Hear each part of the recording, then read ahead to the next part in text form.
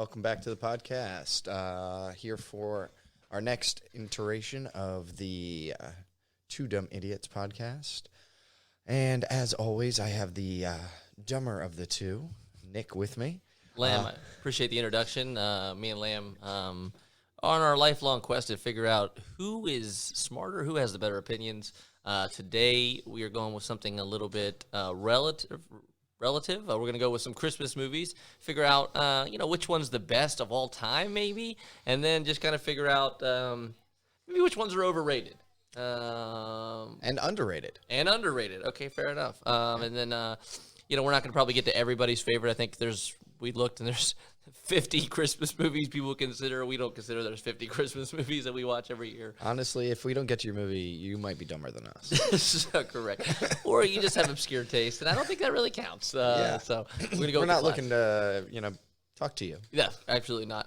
As always, we do have our crew on standby. Tony, the survival expert. Frankie, our resident handyman. He's going to be doing a lot of fixing today. We have a lot of things that are messed up. Who else do we have on the crew, Lamb? Oh, we got good old Malcolm. Malcolm, he's our tech expert. And, Malcolm actually might be adding a new title to his under his belt today. Resident health expert / chef. Chef, yeah. Chef Malcolm might be whipping something up. Then we got, we might have some call-ins. We might not. We're not going to always have people calling in, but we got a few people on the line in case. We got good old Curtis. Yeah, he's always ready. And so Patty B might be available as well today. But let's jump right into it. I think for me, I think the Christmas movie debate, at least for most people, I think there's better Christmas movies, but I think the Christmas movie debate starts with Die Hard. I was going to say that too, because the first thing I think before we even talk about Christmas movies is we have to just define what is a Christmas movie. Yes. What makes a movie a Christmas movie? If they say the word Christmas in the movie, no. Is it Christmas? If it has word Christmas, does it have to have the word Christmas in the title? No, absolutely not. I think what defines a Christmas movie is it has to have the overall theme is Christmas is prominent in it, and it affects the plot dramatically throughout the movie. If it's kind of evolving around Christmas, so there can be another plot, but if Christmas is the overriding theme, and at the end of the movie, they're all kind of, celebrating and give each other gifts of some kind. I think that's a Christmas movie. That's my opinion. All right. Especially if there's Christmas music in it, too. I think Christmas music helps, too, Yeah, and I feel like there's some movies that actually, created Christmas music from those movies. I 100% agree. There's certain movies that I hear that song, I think of that movie. Agreed. And I think that there are some movies that I think also maybe aren't incredibly Christmas-y, but everybody watches them at Christmas. So I think that also kind of defines a Christmas movie. If I only watch it once a year during Christmas, it seems like a Christmas movie to me. So with Die Hard, for me, I know some people say that it's very un-Christmassy. For me, I tend to always watch it at Christmas. It always comes on for me at some point. I think that the song opens up. The whole movie opens up with this song from, I believe it's Run DMC, and it's Christmas in Holland. And it's rap, but it's Christmassy, and the whole movie is Christmas time. It's the reason he's there. There's the reason that there's police officers are not really on duty. What do you feel like this? I feel the same way. I feel like while it is not about Christmas. There's no Santa in this movie. There's no elves and things like that you might think in a Christmas movie that are required. It is central to the theme of the movie. It affects the movie. Yes. He would not even be willing to travel to this location if it was not for the holidays. Agreed. Now, what's the counter argument? I think the counter argument is there's no Santa, there's no elves. It's not about Christmas miracles. It's not about some those quote unquote, I would say the cartoonish versions of Christmas. See, for me, there is kind of a Christmas miracle in that they survived, but at the same time, as I'm saying that out loud, I realize a lot of people die in that movie too. So I guess that kind of pulls me in another direction. It is a very violent movie, rated R. Actually, the first R-rated movie I ever saw Really? Yes, Oh. on VHS. I was Showing your age here a little bit. yeah, I was, I believe 5, maybe 6. I don't think my mom knew quite the level the movie was when we saw it. It was just a Bruce Willis, and it was, I believe, one of his first actual like main leading role movies. I think up to then he had just been on TV shows. Moonlighting, I believe, was the show he was Okay. like really famous for at that See, I didn't point. even know that. So he was more of a comedic person at that point. So Before he became like an action star. yeah. Oh, yeah, big time. And so I think that let my mom think it might be not as bad. It would just kind of be actiony and stuff like that, and Within blowing the up first things. like 30 minutes, there's somebody executed in the movie. I feel like I think they're like the I would honestly say it might be the first like 10 minutes. yeah. I mean, I know that the guard at the front desk is shot. I know that the person actually throwing. That's right. There's a Christmas party. That's what they're Yeah. there. That's what they're doing. Right. There's a Christmas party, and I believe the boss is executed as well. Yeah, there's in front of everybody to just let them know that they're serious. I would also say this: just because I can't watch it with kids doesn't mean it's not a Christmas movie. Maybe it's an adult Christmas movie. You know what I mean? Because I we might enjoy get the to movie. another one later that is very adult. Yes, but still a Christmas movie. Yeah, Right. but- Okay. So for me, I'm going to say Die Hard's an immediate Christmas movie. I'm going to say that the counter argument that it's not only really evolves for me around the violence and the lack of Santa, but I mean, they're at a party. They're Christmas celebrating. That's the reason he's there for the holidays. I think it goes. I think it checks the box. All right. I tend to agree on this one. Little thing I'd like to maybe add. Do we want to rate these movies? Do we far want as- to give them... I think we should give them 2 scores. Okay. One score as just a movie as a whole. Okay. Second score, Christmas relevance. or I was thinking more along the lines of like, how Christmassy is it? Right, Like, okay, does as I it, meant, like Christmas spirit. the How much Christmas Christmas spirit? Okay, so for So- Die Hard for me as a movie, I mean, it has lost a little bit of its edge as I get older. But I think when it came out, I think it dominated. So I think for me, it's got to be an 8 something, an 8.4, Yeah, 8.5. it still can be referenced today, and people know the references. Yes. Like I saw a Christmas sweater, and it's Christmas Eve at Nakatomi Tower. Yeah. Like, and it's a T-shirt that you can buy. I think at Target. Okay, great. So yeah, so that's still relevant today enough Yeah. that people are selling it in. So a I got to brand. give it a little higher. I think I'm gonna go 8.5. Okay, and then I would also say that as far as Christmas relevance goes, Yeah. How I much would Christmas spirit does this movie have? Let's give it 1 to 5 Santas. 1 to 5 Santas. I would honestly, this is one. It's going to be a little lower for me because I consider it a Christmas movie, but it doesn't quite have that spirit. So I would give it a 2.8, 2.9. Okay, I was gonna go 2 Santas. I was Okay. gonna go 2 Santas on this Okay. one Okay. for Christmas spirit. Okay, yeah, But it's definitely it's not a no. There's Christmas spirit for sure. yes, agree. Okay, and then, but I will put it on the pass line. It's going to pass into a Christmas movie, but I'll say this: I understand if you don't think that because of the violence. I'll at least say that out loud. I'd say this is probably for me the movie that straddles not Christmas and Christmas The hardest. The hardest. Agreed. Like Agreed. if I watch this in July, I'm not like Yeah, it's weird. it's also not like upsetting. Oh, me. no, I Like, can watch it in July, but yeah, I But agree. there's some Christmas movies if I saw them in July, I'd be like, what am I But doing? that's also what I guess that's my point though. If I watch it in July, it does for me feel just a pinch off. I feel like I'm watching it out of season, so maybe that's why I feel like it's such a at least a wintertime movie. Okay, next movie for me, I think. I mean, I think it's probably the staple right now, at least in my opinion. Well, depends. I mean, you could go back and forth between Christmas Vacation and A Christmas Story. Me and you both don't like. I mean, I don't like A Christmas Story a ton, but I think Christmas Vacation right now, at least for most people, is a must-watch during the holidays. Yeah. Christmas Vacation, I would honestly say of all the National Lampoons, probably my favorite. Agreed. I agree with that. Although I do have a soft spot for certain scenes in Vegas Vacation. Yeah, for sure, for sure.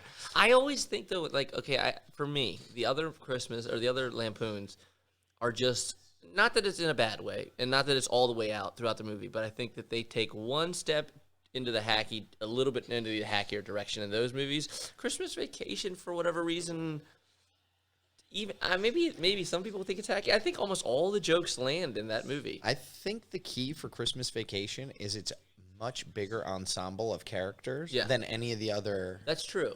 Lampoon movies. And I actually like it's hard to have that many jokes with very few characters. Yes. But because they have so many characters they can fall in on, like, I mean, hell, was it Julie Louis-Dreyfus? Is Yeah, like, that's true. She's a neighbor. She's yeah, like no, the and bitchy she's got, neighbor. That's she's got some lines in there too. the Like, icicle goes flying through her window. Yeah, just, yeah, you know, little things there. Like, yeah. Randy Quaid, probably my favorite character. Probably everybody's favorite character. It's hard not to be. And what you're saying too is side characters can really make a movie. The first thing that jumped to my mind, which is irrelevant, but just Wedding Crashers, which is, Will Ferrell in that movie is not even a dominant role. He's a very, very small role. But for me, it's one of my favorite roles he plays because he's only in it for 10 minutes, but he's hilarious in those 10 minutes. And it's kind of in this movie, it's like they have these cranky parents who are very small roles, and they have the Quaid, who's now he's actually kind of a decent role. But like you said, Dreyfus is in there. All the characters have very small roles, but all of them are actually every single one of them has a comedic element, you know? And I think it's because they can be such strong characters. Yes. Like caricatures, Yes, really. yes. Where they don't have to carry the movie. Like if you're in like Chevy Chase's role, he has to have so many ups and downs. He has does. to have a lot of normal moments. He does carry that movie, though. But now I'm, that you're yeah, saying, but I'm for saying he sure. has to have normal moments, or that movie doesn't For sure. move along. Like I also think that they do a really nice job of hitting on a subject that maybe before this movie, and maybe you could correct me if I'm wrong, maybe before this movie hadn't touched on as much as, Christmas was, you're with the family and it's friendly and it's fun. But this movie touched on that most families have like a bunch of insane people. And I think it was the first, like, at least everything before this was Christmas miracles. Yes. Everything was Yes. about like The the love. holiday and the spirit and Yes. like Yeah. being great and magic and all this stuff. And this one was just about like real people with terrible problems. And how difficult it is to put everybody in a house for a few days, and how look, you love these people, but they're kind of annoying. Yeah, you know? and at the end of the day, I think that's why the movie works, is Yeah. because it shows they still love each other. For sure. They hate each other, I but mean, they also legitimately, love each other. Those the grandparents alone are such a great example for me, because the grandparents, both sides, are obnoxious, and both of them are kind of bordering on like senility. They're both like kind of going senile, and they're to me, there's something that rings true about that. If you've ever had your grandparents over for, they're kind of always one or two steps behind everything that's going on. Oh, what are we doing? Yeah, occasionally they say something and you're like, oh, we don't say that anymore. That's right. Yeah, they're kind of bordering on like they're racist every now and again. You're kind of like, whoa, grandma. Yeah, that's not the term we use anymore. Right. Like, And so they bring over like the dessert that nobody likes anymore. My grandmother's famous for bringing oh, over. that's a whole nother episode I Yeah. want to talk about. Yeah, like It's just Jell-O weird. Yeah, nonsense. who thought Jell-O molds Yeah. needed to be filled with Anything. the weirdest things you had? I For think it was sure. a way to like clear your cabinets of like anything canned that you didn't want anymore. Put Dump it in a sugar Jell-O in mold, there. and we'll call it a It just dessert. felt like my grandmother thinks that the more sugar you put in there, it'll taste better, but you're not saving that Jell-O mold, in my opinion. So I think, I also think the movie rings true for a lot of people, because what's lost for most people is that everybody loves the Christmas holidays, and I think movies cover that, but we lose how stressful it can be. So like, he's trying to put up the Christmas lights. That can be an enjoyable thing, but it can also be like the 10th year in a row can be like, do I really have to put these damn Christmas lights back on that roof again? It all boils down to he wants it to be a good Christmas. Yes. Like that's, I think, again, that why it works. Like he's not doing any of this to be mean. No. He is doing it generally and genuinely because he wants it to be a good Christmas for his family. And it almost like for a second he loses what Christmas is about and then finds it again, because he loses that kind of like, he thinks it's like the bigger the tree, the more the lights, all that's what really matters. And then all of that fails. The tree goes literally up in smoke, and he's at the end of it, the meal they eat is a complete disaster. But at the very end, they still have a great time. So it's, he kind of realizes that all of those things that he was really stressing over, which he thought defined Christmas, really didn't. What's your favorite moment in the movie? Ooh, I'm gonna have to say we'll do top three. Okay, because top three. it's really hard to pick Yeah, one. I agree. For whatever reason, I'll go with the one I loved as a kid, the one I love now, Okay. and one I just find hilarious for no apparent reason. The one I loved as a kid was when they put the spray on the disc and it goes so fast and he yes. flies across the street. And honestly, I think it was because I wanted to do that as a kid. Yes. Like it was like, that looks awesome. He goes so fast. And then as an adult, it almost loses all humor as an adult for me. Like, I don't know, as an adult, I'm like, why did they put this hacky CGI in this really good movie? Yeah. You know, it's really like, it stands out as weird and awkward. Yeah, it's not funny nearly as much now. As a kid, I thought that was the coolest thing in the world. But yeah, as a kid, our goal was to find the steepest, most dangerous hill to fly down. So I do understand that. The thing I find funniest now is just when Randy Quaid's just pumping the sewage out of his For sure. out of his RV, and it's just like shitter's claw. Yeah. And it's just so genuine of a line delivered in the most honest way for that sometimes character. your family's embarrassing. Yeah, You know? Like, he's got his bathrobe on. Like the sun is out. It's not even like he's doing it at night, trying to be secretive about it. You break like your friends or something over trying to introduce your family. They do something like that. You're like, I'm sorry. It's just my family's weird. Final one. What's your final one? Final one. For whatever reason, I find it hilarious when he goes to cut the turkey and it completely like dissolves. Like it looks perfect and he's so excited and he cuts it and then they're just gnawing on these tiny dry bones. For some reason, too, there's like not actually meat on it. Yeah, It's it somehow dissolves into nothingness. Like, I understand it could be dry, but there would at least be meat in there. They're just gnawing Like, I on would have a empty problem bones. with like the turkey person you bought it from. Really, like you should take it back. I know, you got a hollow turkey somehow.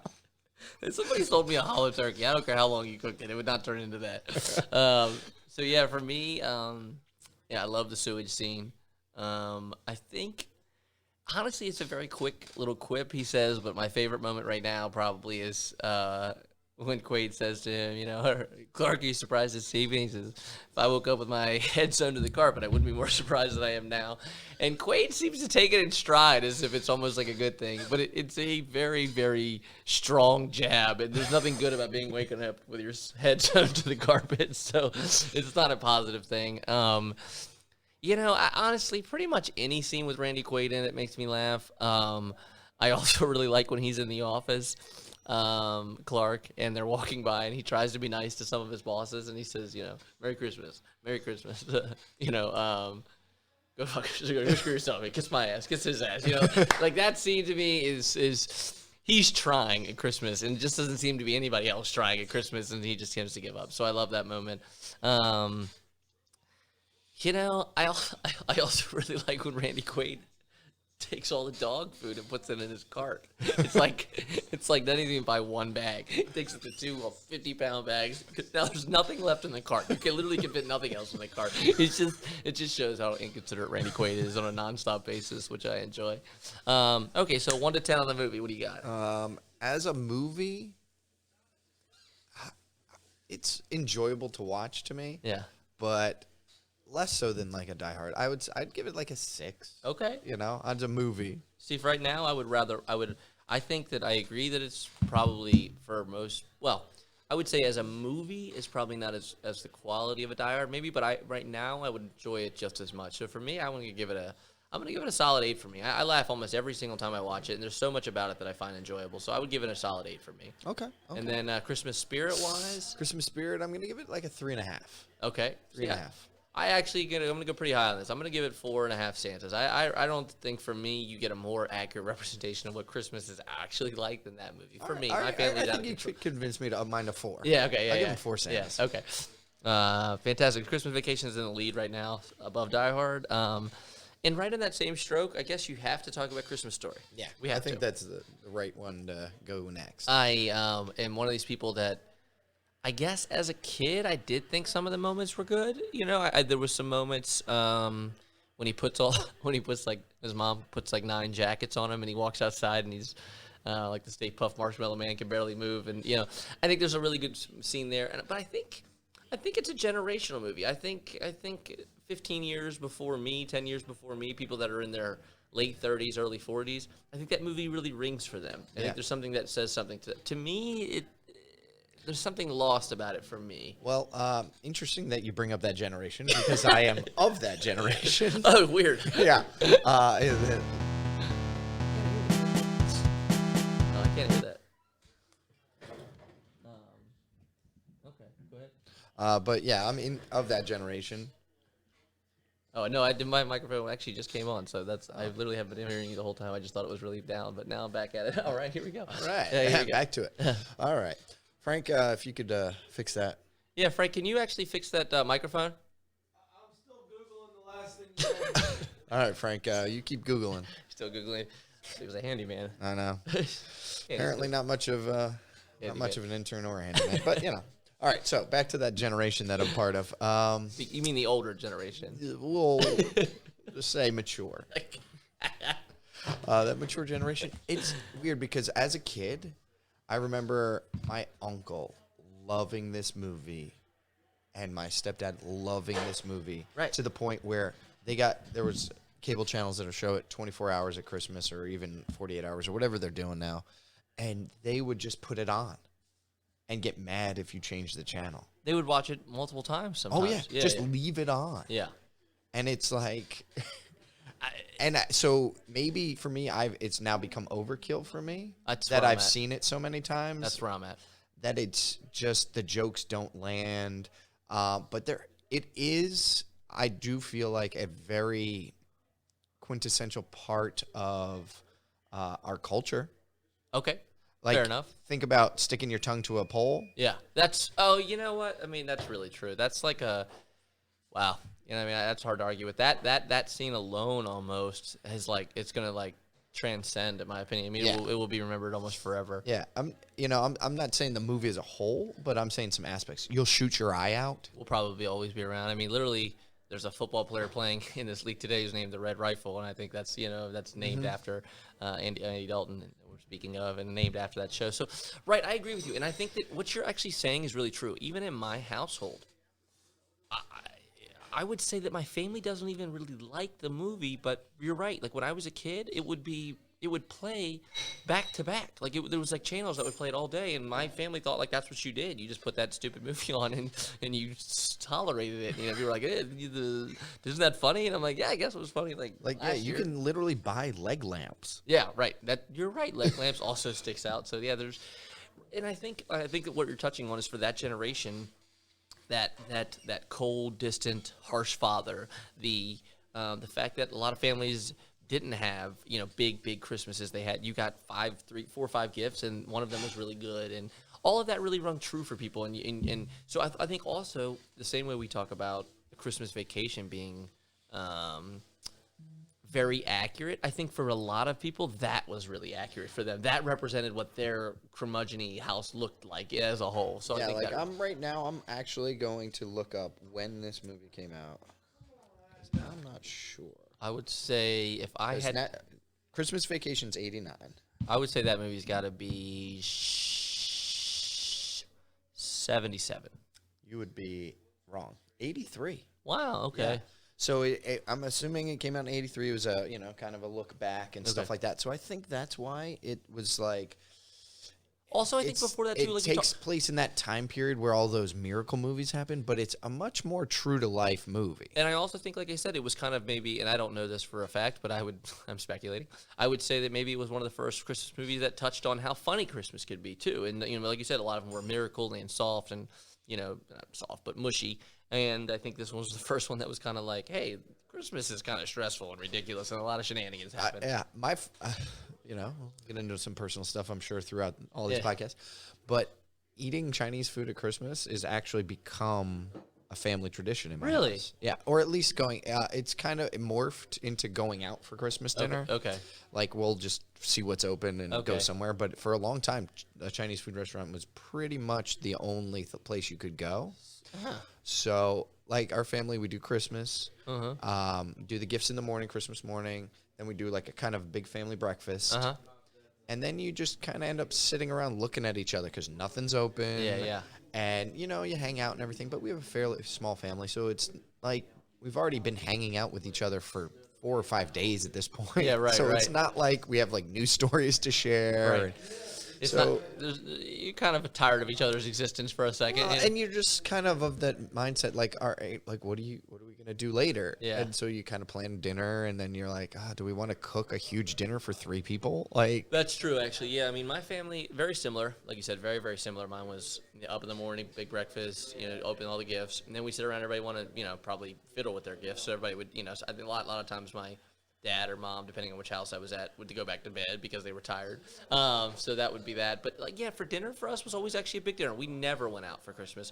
As I've gotten older, I hear a lot of people go out for movies. That was also another thing that we did. there's So also something my family does. Yeah. Maybe it's because we don't really like talking to each other. Yeah, So right. we try and find as many things we can do on Christmas That's that possible. don't involve us actually yeah, I have a lot of speaking to each other. brothers and a lot of Italian loud families. So for us, we don't really need an excuse to do anything but just yell at each other. So maybe that's very different. But back to the movie. I think it rang true for a lot of people. I think there's a lot of things that going forward will always be remembered about that movie, and that's cool. Do I want to sit and watch it? Not really. I got it. I don't think there's anything for me that's like still when I watch it I laugh. Not for me anymore. If it's on in the background, I'm not gonna throw a fit, but I'm not also gonna put it on anymore. That's me. No, I'm probably in that same vein. To sit down, watch it start to finish, no desire. No desire.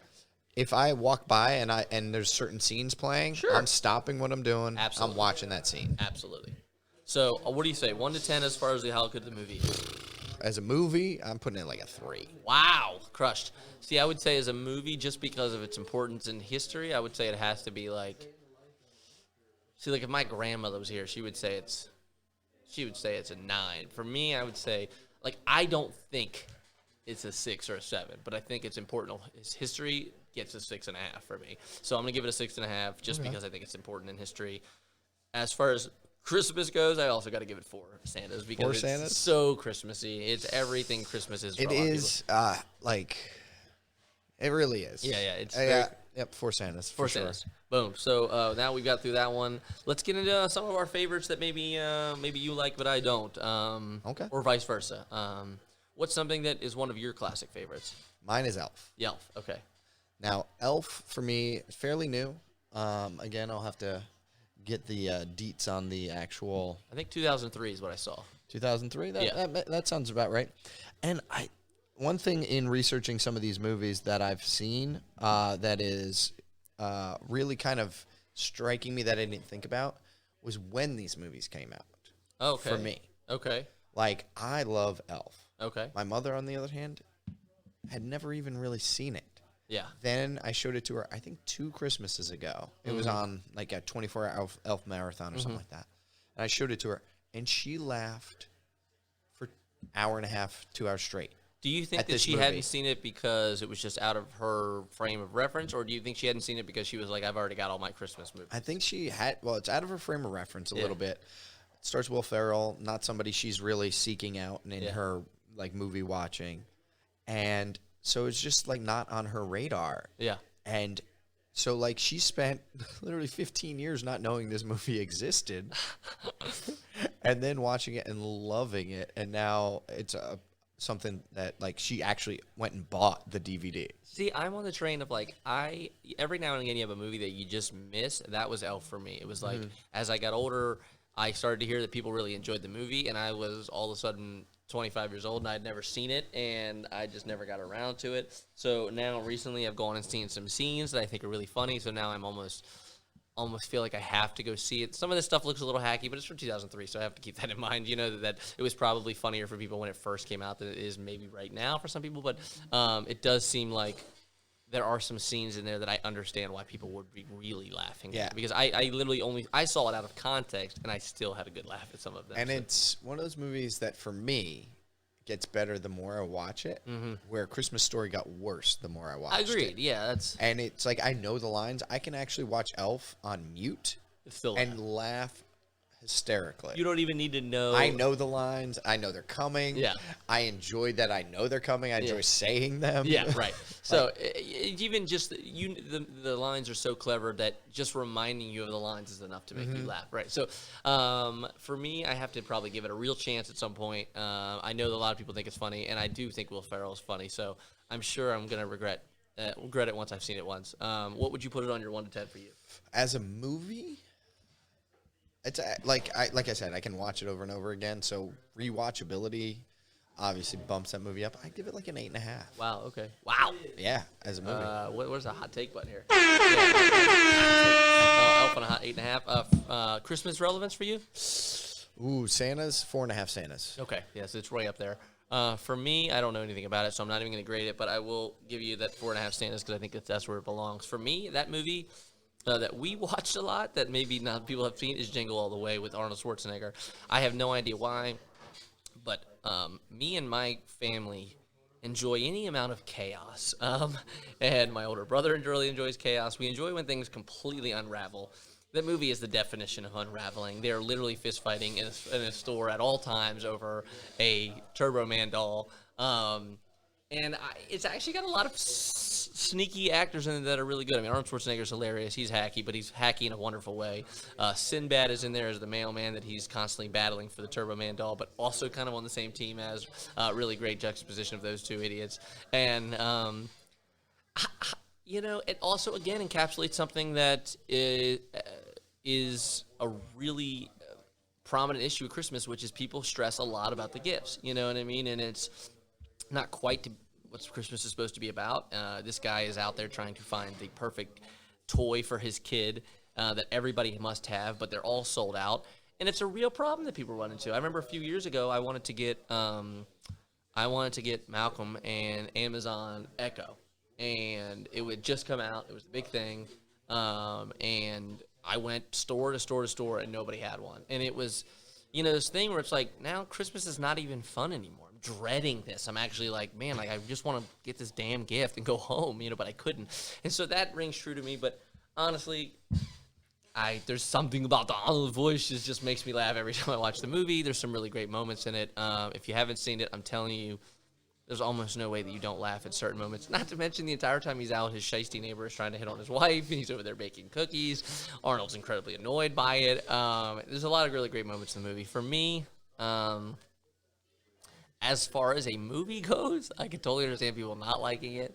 But I would honestly, I think it's a pretty well done movie. I'm gonna give it a 6.5, 7. I don't think it deserves above that, but I do think if you watch it through, you're gonna laugh. I have seen this movie. I will give the caveat that I think I saw it within like 2 months of it coming out. Oh, wow. And then never again. Okay. So Maybe that need to movie is rerun it? what, maybe like 90? Ooh, yeah. That is actually a really good question. I would say, let's take a guess. I'm gonna say 98. Wow. Okay. Yeah, I would say You're thinking 99. Somewhere same. 96. Wow. Okay, so much older than I think it is. Okay, so we're talking nearly 25 years ago. 15% of Rotten Tomatoes people like this movie, but 92% of Google people like this movie. So that's really it's a concerning. weird. Yeah, I think it is. Rotten Tomatoes, I don't really trust. Though people get really sensitive on Rotten Tomatoes. That's a whole nother episode we Yeah. can talk about this Yeah. whole This movie grading. or just negative Yeah. review culture that we got going on here. So I do remember enjoying it at that, and I was in my teen years, Okay, yeah. my early teen years at You don't that point. specify which team. Yeah, early in the teen years. Yeah. So I could see, and I do remember enjoying it. Yeah. And I do have some vague recollections of it. Uh-huh. So I'll give it, a 5. As with Just Elf, right maybe- down the middle. As with Elf, you might have to check it out when it comes on TV. Oh in the yeah, I'm background, you definitely gotta- gonna have to rewatch this one. Okay. I'm gonna give it a 5 right down the middle. Okay. Because I don't have any remembrance of it being bad Yeah. or remembering it being good. Okay. So right in the middle. Obviously, I like the idea of consumerism gone bad. Yes. So I'm gonna give it 3.5 Santas on Fair this enough. one. Fair enough. I agree with that. What was your Santa grade? It's very Santa. I mean, they're in the parade in the movie. He's actually dressed up as Santa at multiple times. Literally they're at his house baking cookies for the next day. He has a reindeer in his front yard that his neighbor bought to show off for. I mean, it is incredibly Christmassy. So I'm gonna give it 4 Santas for me. 4 Santas. I I like it. And then I'm gonna go to we got a lot to cover. I don't know. We could either go to the Grinch debate here or Home Alone. I think Grinch first Okay. because I got You a got lot okay on the okay. Home Alone topic. So Okay. I want to see where we're at Okay. before we Start that one. Okay, fantastic. So let's go ahead. Let's jump into the Grinch discussion here. I just rewatched the Jim Carrey version last night. I have seen the cartoon version 100 times. I've said this before. When the Jim Carrey movie came out, I was genuinely concerned that they were going to ruin something that I thought was really cool. I said, man, this Grinch thing is really funny. They're going to make it their own thing, and it's going to be hacky. As I watched it last night, I didn't laugh as hard as I ever laughed the first time. But what I came away from was, like, they really stuck to the entire story. Mm-hmm. I mean, it is to the T almost. They added, like, this whole thing about him getting an award and coming down, but I mean, they really stuck to the whole script. It's, even like when he's actually going through stealing all the stuff out of their houses. I mean, it's almost verbatim. He's going up the chimney with it.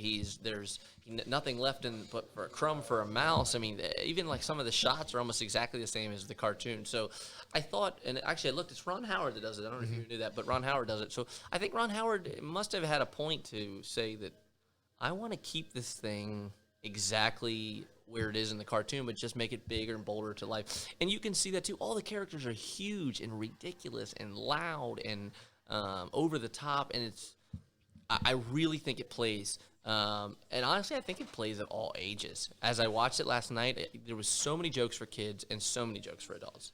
And that's great because that actually takes me right into my point. I was of the same ilk as you. When it first came out, I actively avoided watching it because I was worried. I was really worried because I had, just love that the Cartoon's cartoon. great. And I was so worried that it was going to affect my childhood and ruin it. Right. And so I avoided this movie. And somehow my stepdad, significantly older gentleman, watched this somehow and loved it. Yeah. Like an unnatural amount of enjoyment out of this movie. And had it on DVD, had multiple copies of this thing on DVD for different places. So there was always one by each DVD player. Watched it all the time, year round. Fell right in love with it immediately. And just a man that didn't have real strong opinions about movies or television or anything like that. So it was once that happened, I was like, I need to take a look at this movie. Yeah. And I take a look at this movie, and I really did get brought into the world. The cartoon, I felt is a great story. For sure. But the movie is the world. Right, it brings the whole thing to life. You're because there's that depth. You see the town. You see all the people. See how much it means to them, how much... that Seuss world. Everything's a little weird and chaotic and great. You see how important, how much they take, how important... Frank. I did manage to fix the creak in your bed, but I wouldn't use it for another 2 to 3 weeks. Okay, So what It's you're my saying bed, is the though. glue has to Next set? time you What'd guys you are use to fix recording- it, Frank?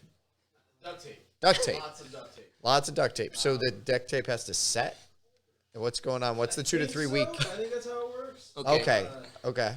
Let me know the next time you guys are actively recording, and I won't, do that. Yeah, we appreciate you not interrupting during the podcast. yeah, It's it does nice seem of that you. we're recording right now. Quick question, though.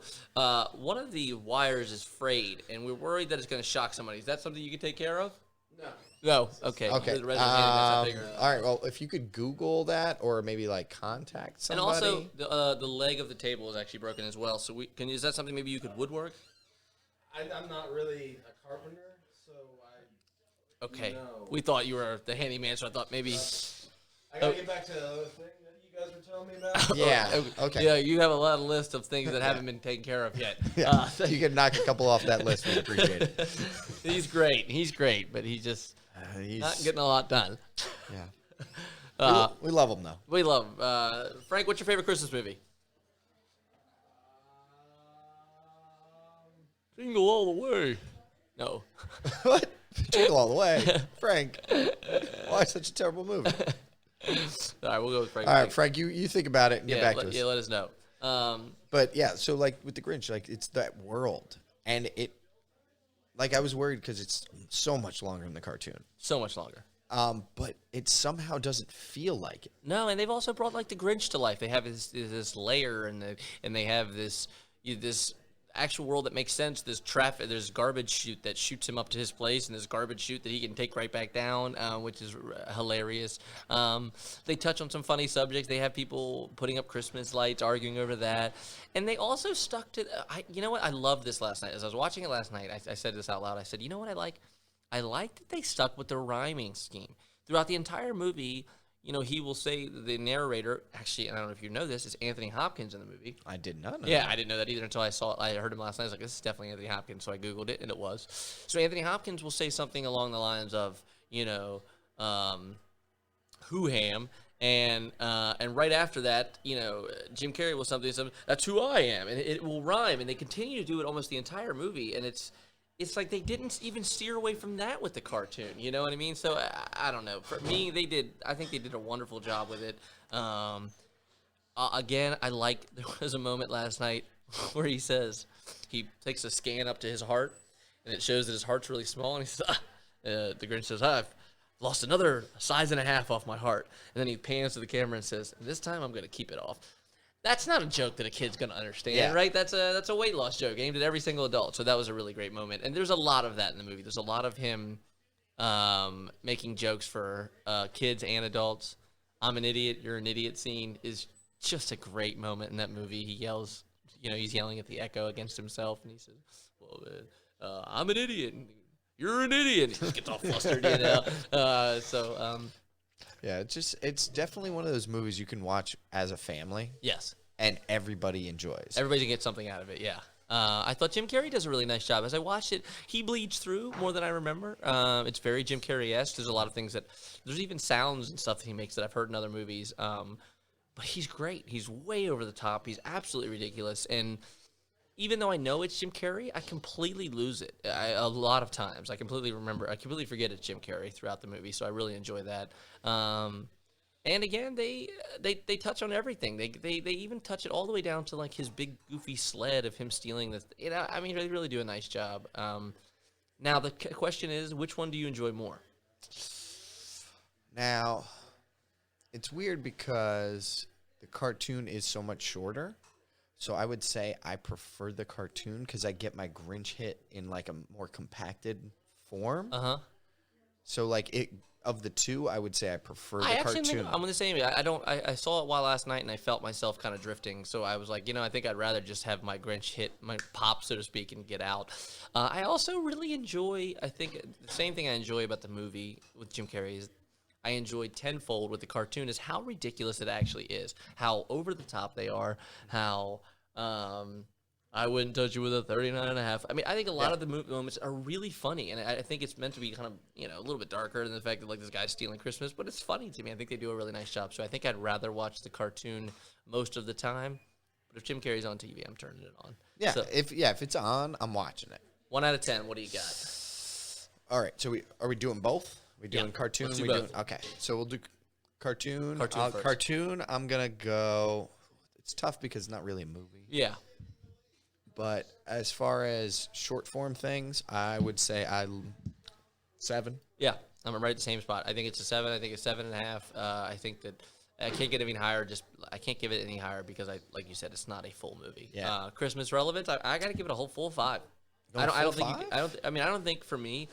I don't know if I get any more Christmas than he did in the Grinch. I almost think True. It to me, especially the cartoon. The cartoon is Christmas to me. It's the whole thing. Encapsulate Christmas spirit in the best way. I Even- would say it's a 5. What time did what year did the cartoon come out? I'm gonna say 70s, honestly. Wow. Okay, so I have literally no idea. 81. I don't know. Let's see the Grinch cartoon movie here. I'm actually it's considered a television program. 66. Wow. See that solidifies it I- as a I- 5 for me. yeah, Yeah, for 5.5 5 maybe. Santas anyway. Because for me, it's like that means. See, I thought if it was later in like the late 70s, as okay, people kind of adopted it. Early in the 60s, I mean, it's been a Christmas movie Almost for very long. 55 years. It's been a part of a lot of generations of Christmas. 53 years of Christmas now. So I would say it's with the Grinch. Yeah, I would say it's almost the most Christmassy movie for me. Very close to 3 a lot. generations that grew up Watching all having this as part of their life. Also interesting that it took that long for them to make another one.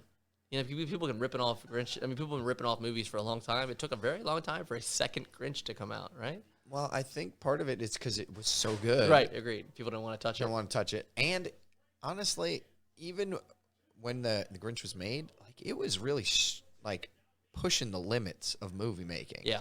To make it look I as heard good he- as it looks. I heard he had to sit in makeup for 6 to 8 hours every day before they could even shoot. I mean, what a that nightmare. doesn't surprise me at all. But they didn't do CGI. They didn't do like the junky Aladdin with Will Smith where it looks crappy. I mean, they did it all the way up. And when he's in the scene, and I don't know if you remember this, when Jim Carrey smiles, they made it so that like when he smiles, his whole cheeks go up just like the cartoon. I mean, the makeup is beautiful. And so if you're gonna do it, bring it full to life. You know, they don't Yeah. do any CGI in the whole movie, and it's really well done in that. I'm curious, what do you think the budget was on that movie? I'm gonna be honest with you, the set looks atrocious. Like if you look at like the mountain and stuff that he's on and all that kind of stuff, it looks like something. It looks like junky fake snow. It looks like cardboard mountains. But is it supposed to? I mean, maybe it is for kids, but yeah, it looks kind of junky in that aspect. So I mean, it looks like a small set because they're only in like 2 or 3 areas Yeah. the whole movie. So I would say that most of the movie was probably spent on Anthony Hopkins, Jim Carrey. Do you know who plays? So there's a little girl running around, right, and she's trying to save Grinch. Do you know who plays her mom in the movie? And I kept recognizing her voice. It's Molly Shannon, the person that does the Yeah, armpit, Superstar. the superstar smelling armpit. I didn't know that either. So she's the mom. So some really great actors in there as well. Well, I looked it up. It's $75 million. That's a lot more than I would expect. Again, I think that's one of the reasons why they didn't make these movies earlier. Yeah, Because that's they true. needed a lot lot of of money. Okay, so then we got the real movie? for movie. What do you got on that one?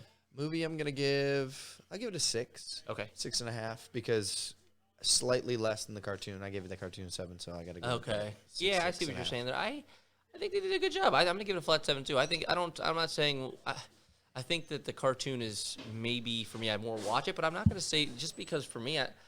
I don't want to sit through an hour and a half. It's hour and 44 minutes, so that's a long Christmas movie for me. So I'm gonna still give it a 7 because I really don't think they could have done a much better job knocking off the cartoon. As far as Christmas is as well, I'm gonna give that one a 4.5 because I think the cartoon represents Christmas more, but that's just me. As far as Santa's go. Okay. Santa wise, yeah, I'll give it a 4.5. Yeah. On the Santa wise. I also saw it come on Netflix like 2 months ago, so it also tells me that people would watch that movie year round a little bit too. Yeah. So Or they're prepping for that Christmas game, you know. maybe. Getting people in the spirit, I guess. I don't know. Let's jump on to one of your favorites. All right. This is probably my favorite. Okay. This is the movie, and we'll get to why it's my favorite. Okay. And it may be an odd reason why it's my favorite, but this is by far my favorite Christmas movie, Okay. and it's Home Alone. And I am not going to argue with you on that even one bit. I mean, Home Alone to me is, I mean, my childhood is, in certain ways defined by that role because his ability to like go and have fun and make, make these ridiculous traps and stuff. It almost, it almost sparked your ingenuity as a kid. Oh you my know? God! It also reminds me. I don't know if you're a big Goonies fan, No, I'm not, but I've seen but the it. movie, Yes. the kid Data, Uh-huh. with his little booby traps Yeah. and the little gadgets and stuff. Same kind of thing. I loved that as a kid. Yes. Loved that idea of like making things out of other things that weren't supposed to be. Like he used a pair of in Goonies, pair of like the fake chattering teeth as, Oh, that's as like right. a grappling hook. Yeah, And, yeah. Like obviously never work in real life Right. or anything like that. But as a kid, you're like, oh man, he turned those like things into something else. I still to this day think about, like a lot of times when I touch a door handle, I still think about Home Alone heating the door handle up. Like I don't even know if that would work, but the idea is so incredibly clever. He hangs that hot iron. And Yeah, I would love to see a actual science program try and see if these things would occur. Because in my head, that thing just melts through, Yeah. the door handle somehow. I don't know. I also, what I like about Home Alone that I think a little bit is lost sometimes today in movies is that they understood it was a kids movie and that's important, but they also understood that if you're gonna find the humor and if you're gonna stay glued in, then they have to keep it real, and they did keep it real. There's some scenes in there that are, the one guy says, "I'm gonna smash his face with an iron," right? That's he's talking about basically killing a kid, right? Yeah. I mean, essentially. And my point is that they kept it scary enough that it felt real. It's not like the whole movie is hacky and fun, and it's like it's a dark subject. People are Yeah. breaking in these people's houses, and they still found humor in it. But I think you know, when you talk about good movies, if you want something to be, if you want somebody to find the humor in a very scary situation, then you have to make it genuinely real. You know, I think that a lot of times movies are like, oh, well, we don't want the kids to watch this, and we don't want them to get scared. And it's like, okay, well, if the kids don't think that these robbers are scary, then they're not going to find the movie as interesting. You know what I mean? You're not going to root against them that hard. You know, And yeah, like in reality, like these people like get physically destroyed. he steps on nails and, Yeah, and like falls and down so steps. you and- can't like these people. They have to be unlikable, and they somehow struck this weird balance where the robbers are completely unlikable, lovable, Yeah. but also not the scariest thing in the movie. And also, I agree. They're lovable. You like the characters. You have a good time watching them. But at the very same time, I also find that they really do represent bad guys in a very nice way. Like they're true bad guys. You know, in the movie, there's almost nothing redeeming. It's not like they're like, oh, well, they're good people, but they're bad people. The whole movie, you know. They have no like good qualities No. about them. They want to literally murder a child they're- because he's they're like robbing in a multiple- house that has things they want. Yeah, they're robbing multiple houses at Christmas time. But again, the old man neighbor is actually, to me, when I was a kid, the scariest. with the shovel. Oh, my yeah, God. way scarier. And Way so, scarier. like, how they created somehow people that want to murder you versus a guy with a shovel being the scariest part of that movie. I watched an entire documentary on Netflix. Documentaries called. They had a whole series on toys, how the toys that made us, and now they have a series that started called the movies that made us. It had 4 movies, one of which is Home Alone, and it's the whole backstory of the movie. And you find out all this crazy information about it. Like, did you know the director of the movie Home Alone? Do you know who that is? No. Chris Columbus. I don't know. That Wrote doesn't mean- Gremlins. Oh, wow. Okay. A few other movies. Also directed the first 2 Harry Potter movies. Oh, Has okay. done quite a thing. This was his first directing job.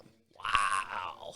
Home run. Yeah. Well, this movie was also written by. I also, as you say that, I think they got Joe Pesci in this movie. Yeah. And So- he plays a funny role, which I guess he is kind of funny, but he still plays his bad guy, but he does a really good job of Yeah. being funny as well. I can't nod to him enough, you know? Yeah. So, do you know who wrote this movie? No. John Hughes. John Hughes. Give me, what else has he written? Pretty in Pink, 16 Candles, Breakfast Club, about 30 other. Ferris Bueller's Day Off. Wow. So few he's movies. just one classic after the next, really. A few Okay. movies. So he wrote this movie, John Hughes, along with another movie that's also one of yours, National Lampoon's Christmas Vacation. Wow, this guy's okay. So he's So just crushing. has these 2 movies. Chris Columbus was supposed to direct National Lampoon's Christmas Vacation. Wow. Didn't get along with Chevy Chase. Weird. And so they were clashing over, I guess, didn't want to take, Chevy Chase apparently didn't want to take much direction from a first-time director, and Yeah. blah, blah, blah. So John Hughes says, hey, I got this other movie you might want to make called Home Alone. Wow. So they put this movie together. Movie was made for a budget of, I believe, $13 million. Home Wow. Alone. So it's kind of skimpy. Very skimpy. They went over budget on the movie. Submitted this new budget to whoever was the original movie making company. Movie company said, no, we're shutting it down. Somehow some finagling went on, and Fox somehow got to reopen the project, and it never shut down through some weird backdoor things that weren't supposed to happen. Wow. So, like, the guy was walking around telling everybody they're fired. Another guy's walking around behind them telling them, all right, you're hired Don't by give up, Fox. don't give up, don't give up, don't give up. Literally, Yeah, like, yeah. no, like, Yeah. like you leave the room, I walk in and say, all right, you're hired by Fox. Wow. So they make this movie. Movie made, I believe, for like 17 weeks was #1 at the box office. Jeez Louise. Made more money than any Who other was movie. the original company, do you know? I wonder I if- don't want to misspeak, Yeah. but it was a well-known. Wow. Big company. They're just kicking themselves. Yeah. I mean, both of those movies also have the same thing which we're talking about, which is the realism. Realism in Christmas Vacation and realism in Home Alone. And I think that that's, to me, like I said, where humor really pulls out. So I really enjoy that aspect of that movie. Favorite moment in the movie for you? I don't know. It's a really small moment, but I'm telling you, when Joe Pesci and that guy are slipping on that ice, I have no idea how they shot that Oh, scene. another thing. Yeah. You find out all of those actual practical effects. Actual dudes Really? falling every scene. I mean- somebody getting hit in the head with the iron. Actually, a dude getting hit in the face with something. I mean, when they slip, there's no Everything. way it's fake. I can see it. I mean, it makes me and laugh did every multiple time. takes. I'm sure it makes. Like they show these guys and they loved it. Like they would just wear like a padded coat underneath and they would do the fall. Quick anecdote. I didn't have any anticipation of telling the story. I didn't think about it just now. I was in a play in high school called Noises Off. I played a character, and the character was actually played by John Ritter in the movie. And it was a 2-story set, and it required me at one point I had to slip on a can of sardines at the top of the steps, and they wanted me to tumble down the steps. Granted, this play was we had to run the play 6 or 8 times, so they wanted me to roll down these steps 6 or 8 times. So I literally had to learn how to slip and fall, tumble over my head down steps, and not kill myself every single night. So I have a lot of respect for watching that acting. I understand how difficult that can be. Only once did I genuinely hurt myself. The rest of the time were just bruises and scrapes that I would be okay. The one time I came up a little crooked. But so I have a lot of respect for that kind of acting. I know exactly how difficult it is. But when I watch that scene, I always laugh. Because I'm like, I don't care how many special effects you have. That guy really fell, and that makes me laugh. Yeah, So they're every one of them. that's great. That's really good. That's a really good little piece of information. So as far as favorite scene, Anything jump out to you as, I mean... it's probably when Daniel Stern puts his head through the doggy door. Oh, yeah. And pops up. That's and right. And Macaulay Culkin's got the gun, just looking at him, and he just says, "Hello." I just This is a the great- way he says it is Yeah. so kid-like. It it's is. so just. That's great. That's a good moment. All right, so what are you giving that one on your 1 to 10 scale? Ooh, as a watchable movie. Oh, I didn't even get into the reason it's my favorite movie. Oh, what's your favorite movie? It's the soundtrack, the score.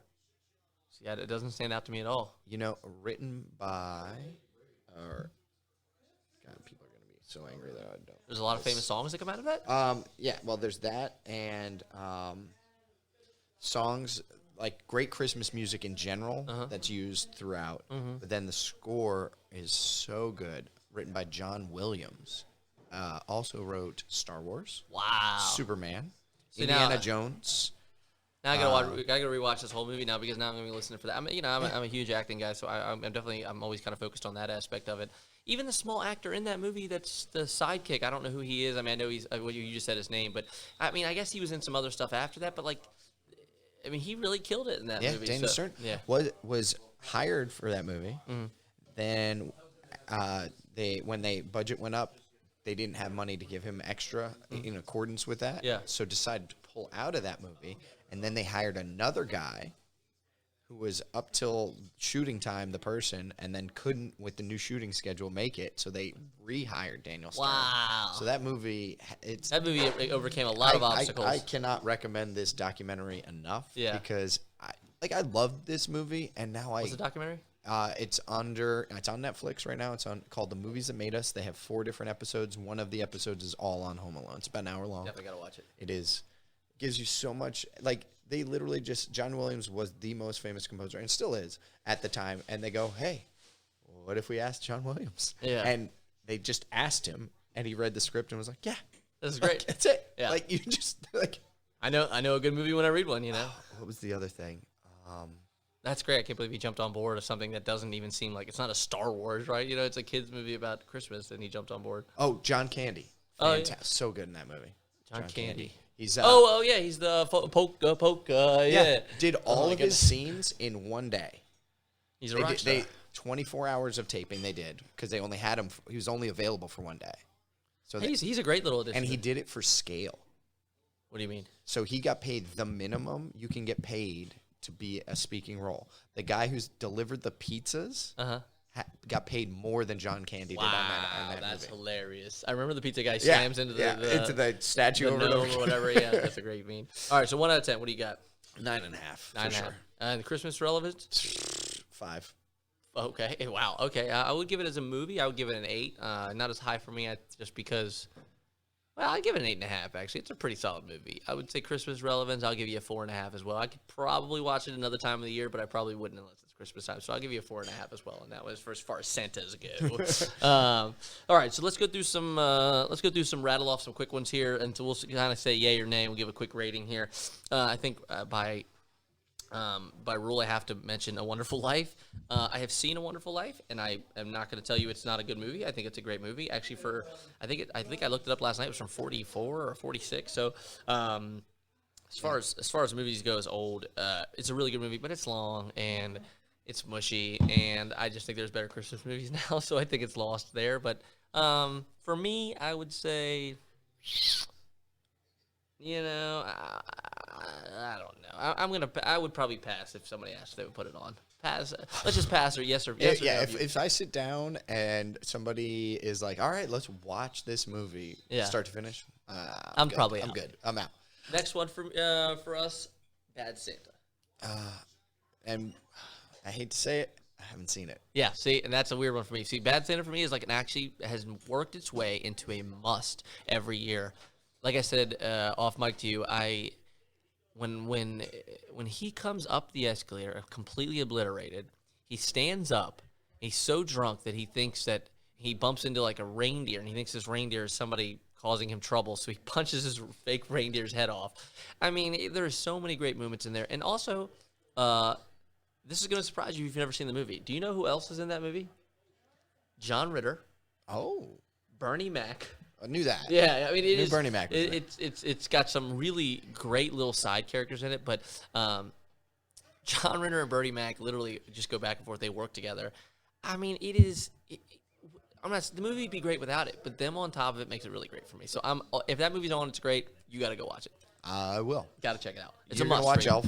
I'm watch gonna Elf. watch Bad Santa. Gotta So watch what are you giving it? So give me the quick rating. I would honestly, I think Bad Santa has really worked its way for me. I honestly think it's an 8. I don't know. There's almost nothing about the movie I don't like. There's this dorky, I don't want to say fat, but chunky kid in this movie that he is forced to interact with, and I literally don't know where they. Once you see this movie, you're gonna have the same question, like where did they find this kid? Because if he's not even really acting, he is just bizarre and he's hilarious. So I'm gonna give it an 8, almost 8.5. It's that funny for me. Okay. It's definitely a Christmas movie. I'm gonna pass. How many it. Santas? I mean, it's called Bad Santa, so I'm gonna give it a 4. All right, fair enough. Fair enough. You enough. got Santa in the title. So we'll give it that. Next movie on the fast ones. What do you got? Anything else that I'm missing here? Oh, Miracle on 34th Street. Right. So I've never seen the original, but I have seen the updated version, and it's a good movie. I mean, it's wholesome, fun. It's a good movie. If it was on, I would probably watch the rest of it. I would probably not put it on to watch the whole thing. I'm in the same boat. Like, yeah, if I flip a channel and I can't find anything to watch and it's already in progress, I'm gonna leave it on till the end. Fair enough. So I'm gonna give that, a 6.5. Yeah. And then maybe like 4 Santas. 6 for me. I would say 4 Santas for me. I also wrote down the Rudolph claymation that was on TV for a very long time. Love them all. Never seeking them out. Never. But if they're on, I am so excited about it. Not as excited as you. If they're on, I would probably watch 10 to 15 minutes of it before I click to something else, unless I'm really lazy. But it's super Christmassy, and I do understand for a lot of people, it does, again, represent a very wholesome time for them. I think some people have a warmer spot, so we'll give them that. But I'll give it Christmas relation for sure. Also wrote down Charlie Brown Christmas Story. See, This one does nothing for me. It doesn't do a whole lot for me either, but I have seen it a lot of times, and I can feel my aunts and uncles actually yelling at me in my ear right now. Like, how could you not like a Charlie Brown? I'm like, look, again, womp, womp, womp. Like we were talking about how some things have carried over, so there are things. That tiny tree. Yeah. I will say that is the star of that whole thing for Right. me, is that dilapidated tiny twig. Right. So there's some things that have, like we talked about with other movies, there has things that shoot your eye out. There's things that have carried over, so it almost gives it more relevance. Charlie Brown is a very warm spot for a lot of people. Not my favorite. I don't care a whole lot about it. I'm not going to watch it. I'm not going to put it on. If it's on in the background, again, I'll watch maybe a couple minutes, but nothing for me. For me, as far as a movie or show goes, I'm going to give it a 4 or a 5. I don't care at all. Yeah, it's probably like a 2 or a 3 for me. Like, it literally... it almost like it's one of those ones that I expect to see, and I plan on moving past in the channel guide. Oh, here's one we skipped over that, what's your, yeah, we skipped, right, I would skip over it as well. The other thing we wrote down is Tim Allen's Santa Claus movie. I don't think it's listed with everything else, but I always get a laugh out of that I movie. love it. I love it. I think it's really well done. I actually saw that one in the theater and remember like just enjoying it thoroughly. We still quote to this day when he's creating toys and they're all, they're in there and he comes in. Now he's like actually Santa at this point. Yeah. He's like chunky and he orders cookies and milk for lunch and all this junk. And the idea for their Christmas toy is Santa Claus in a tank. Tim Allen is there's just a massive problem with it. He said, "Oh yeah, that's what you want." He said, "That's a real merry idea." Here comes Santa Claus rolling down the street in a Panzer. He says, "Tim, I hope you were good this year. Santa just took out the Wholesome family or something." So it's a really great. I'm sure I butchered that line, but there's a lot of great moments in that movie. Yeah.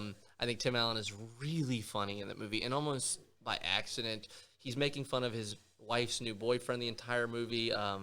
His sweaters he's wearing. I mean, there is a literally a funny moment every corner for an adult or a child. Yeah, I thought it was a great twist on a Christmas Yeah. thing. It was one of those ones, one of the first ones that was like, oh, you don't have to just be the same Christmas movie. They Like, solved you something too. People always wondered who Santa Claus is. They Yeah. kind of solved a thing we never really asked, but they Yeah. kind of solved something that we didn't ask for. So I love that movie. I will absolutely. Yeah. I would actually put that one on. Yeah. That will say that I would put I it give on. that one like an 8. Yeah, I would give it an 8 as well. I would Maybe actually put 4.5 Santas on 4.5 Santas for sure. It's literally called Santa Claus, so I got to give it that Santa movie. Oh, I had one that was on the tip of my tongue. I also wrote down. Oh, yeah.